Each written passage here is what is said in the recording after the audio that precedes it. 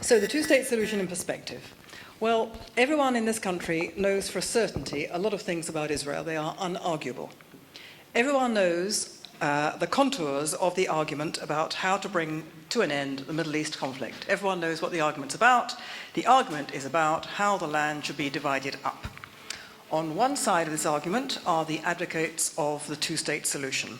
Their view is broadly a Palestine state is essential for peace, both to satisfy the aspirations of the Palestinians and to protect the democratic nature of Jewish Israel, which must stop building in the West Bank to enable this solution to take place. Some advocates of the two-state solution say that Israel should retain the three big settlement blocks. Others would give away more or less to the Palestinians. On the other side of the two-state solution argument are those who say a Palestine state is impossible because no Palestinians will accept Israel as a Jewish state. They never have done, they don't, they never will do so.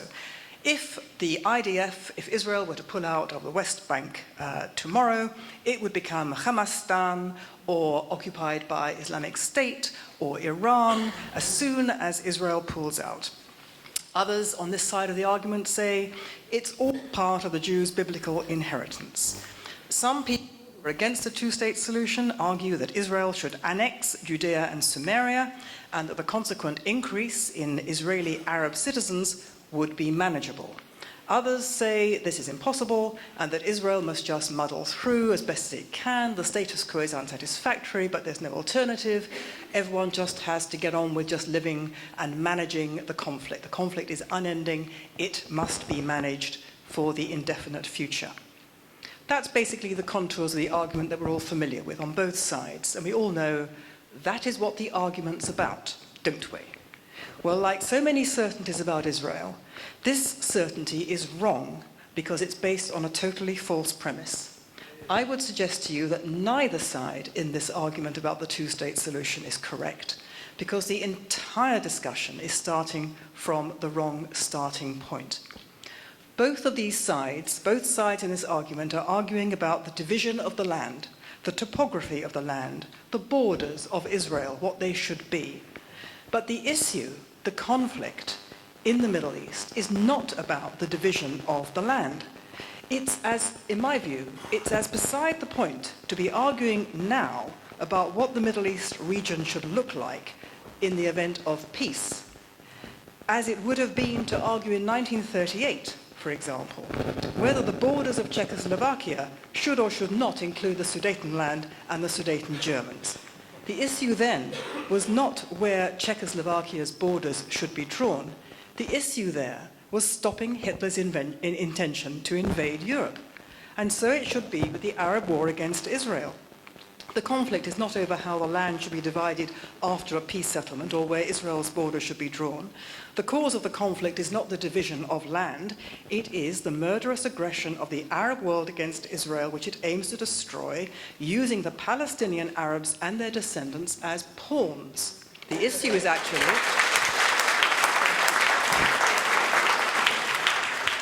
The aggressor here is not actually the Palestinians. The aggressor here is the Arab world or the Arab League. So the problem to which a solution needs to be found is therefore how to stop the Arabs' century-old attempt to exterminate the Jews, to destroy the Jews' own historic homeland. Only when that problem is solved and the Arabs are stopped in their unconscionable aim to destroy the Jewish homeland should the whole issue of the borders, the topography, what the region would look like, only then should it be up for discussion. Now, making the two-state solution the center of the argument doesn't just misstate the nature of the problem, as I have just suggested it does. It is in itself a very important part of the problem. Now, to understand this, to unpick this, I suggest we have to go back to the 1930s in pre-Israel Mandate Palestine. Virtually as soon as the Balfour Declaration of 1917 became government policy to re-establish a Jewish national home in Palestine, the British military and political establishment embarked upon a sustained campaign to undermine, frustrate, and destroy it. This was because at that time, many different factions were in play. Government ministers, including the Prime Minister, who wanted to create a homeland for the Jews in Palestine, but those in the military and colonial office who were actually in situation in Palestine, who were put into Palestine to enact the mandate, were bitterly opposed to a Jewish homeland. The British consciously fomented hostility between Arabs and Jews to make it impossible to create the Jewish national home. Deciding that the Arabs were more malleable than the upstart Jews, they also set about talking up a mythical pan-Arab claim to Palestine, which they knew did not exist. In subsequent Arab pogroms against the returning Jews, British officials provoked and even armed the Arabs and then stood aside as the slaughter took place. Not surprisingly, the Arabs took this as the cue for yet more violence. "The government is with us," they would cry as they carried out their attacks. That was the British government. As anti-Jewish riots continued, the British authorities did nothing to stop this incitement being promulgated month after month. Now, in 1936, after the British had again ignored Jewish pleas to prevent what was coming, more than 1,990 attacks took place, in which some 700 Jews up and down the country were mutilated and slaughtered under the noses of the Palestine police, whose activities were confined as usual to forcibly disarming the Jews. Now, it's important to understand this history because this history has been studied and absorbed in the lessons of this history by the Arabs. And this is how it then panned out. And this is what's so crucial. In 1937, as James has already mentioned, the Peel Commission, which was set up ostensibly to investigate the causes of these disturbances. These disturbances, let me remind you, were pogroms against the Jews, against the will of the then world body, that the Jews should be settled throughout what was then Palestine. The Arabs were conducting pogroms to frustrate, pogroms against the Jews to stop that from happening, and they were also conducting attacks against the British, who had the duty to settle the Jews. So you had a very great deal of uncontrollable Arab violence going on. And the Peel Commission was set up to investigate the causes of these disturbances. And that Peel Commission recommended the partition of Palestine into two states, one Arab, one Jewish, with mass transfers of population between them. This was the original two-state solution. Now, the crucial point of this is that it was founded, this two-state solution, on an absolute betrayal of Britain's international treaty obligation to settle the Jews throughout Palestine. And just as with today's same proposed two-state solution, constituted in effect a reward to the Arabs for their aggression. If you reward people who are aggressing by saying, you know what, in order that you should stop your murderous rioting and your campaign to destroy the Jews in their homeland, tell you what, you have a bit of their inheritance. It doesn't matter that we have a treaty obligation to the Jews to settle them in this land. You can have part of it, and that'll be okay, won't it? Now, if you are aggressors and you are told that, what are you likely to say? Are you likely to say, you know, that's frightfully nice of you. Thank you so much. It'll be really lovely to settle down now and then basically have lovely trading agreements across the way with our Jewish neighbours? Or do you say, whoopee, the government is with us. All we have to do is ratchet up the violence and we can have the lot. It's not rocket science. If you reward and incentivize aggression, you don't get peace, you get more aggression. And that policy has been enacted ever since. In the 1930s, Britain was anxious to appease the Arabs because it was worried about the alliance they made with Hitler. But instead of fighting this Middle Eastern Nazi front, the British decided to reward it by proposing to hand it part of the very land the UK was committed to turn into a Jewish home and refuge. Now, move on. 1947, hours after the UN voted to partition Palestine into a Jewish, Arab, and an Arab state, with the British abstaining, the Arabs launched their war to exterminate the Jewish state at birth. Repugnant as this British behaviour was at the time, what is less understood is that it sent a lasting message to the Arabs that violence pays and that in their war against the Jews of Palestine, they were pushing at an open door. The policy continues to this day. Sanitizing Palestinian violence and rejectionism while blaming Israel is the policy of Britain, the United States, and Europe. France has supported the declaration of a Palestine state at the United Nations. France has effectively endorsed the tearing up of the Palestinians' treaty obligation under Oslo. Reward for aggression, reward for tearing up treaty obligations. You get more aggression, you get more tearing up of treaty obligations. Now, aggression, incitement, reneging on treaty obligations by the Palestinian side, all are brushed aside because nothing can be allowed to disturb the holy of holies, the peace process.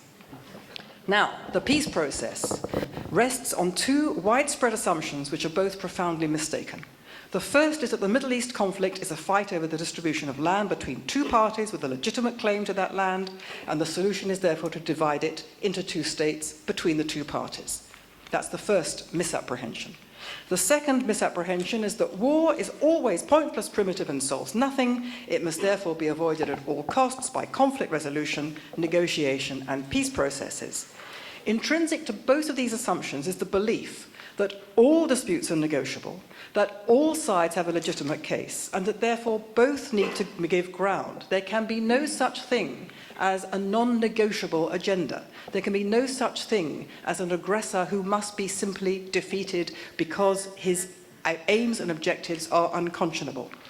But in the Middle East conflict, this is indeed the case. The aims and objectives of the Arab side are indeed unconscionable. They are the destruction of Israel. It is a war of extermination. This is clearly demonstrated by what the Palestinians say and do, but this is ignored. And therefore, this is the only conflict in the world where for the entirety, almost, of this century-old war of extermination, civilized nations have consistently rewarded and incentivized the aggressors and punished their victims in Israel or hung them out to dry, all the while purporting to be on their side. What Britain, the United States, and Europe have done since 1920s and continue to do has been to respond to Arab terror by first siding with it, then proposing to reward it with land promised under treaty obligation for Jewish settlement, and then punishing Israel for objecting to this threat to its own security. It is this failure to admit this pernicious behavior, and worse, its continuation, this continuation of the rewarding and incentivizing of Arab terror and war, which explains the endless nature of the Middle East conflict, even though the Western world attempts obsessively to enforce a solution upon it. That Western involvement is indeed the key to the impasse. For rewarding aggression and punishing the victim inevitably encourages and incentivizes the aggressor. The civilized world has done this in no other conflict, and it is what America, Britain, and the EU are doing even now. So to conclude, to end a conflict an unconscionable war of aggression, to destroy a state, in the past, we always used to understand that that could not be negotiated with. If you negotiate with an aggressor with a non-negotiable agenda, that's not a negotiation, not a peace process, it's surrender. To end the conflict in the Middle East, you need to treat the aggressor as a pariah, not as a potential statesman, not as an equal participant in some mythical negotiation, not as someone who is entitled to anything. While they are trying to destroy Israel, they are not entitled to anything. Only if they end that war can the discussion start. In the 1970s, Yasser Arafat cooked up a strategy with his friends in the KGB and in East Germany. That strategy was to change the narrative from Arab aggression against Israel to Palestinian victimization by Israel, and that strategy has been carried out successfully to the letter. The extent of this achievement is not only those sympathetic to the Palestinian cause arguing for a Palestine state, which the Arabs make no bones about it, is intended to be nothing more than a staging post for the extermination of Israel.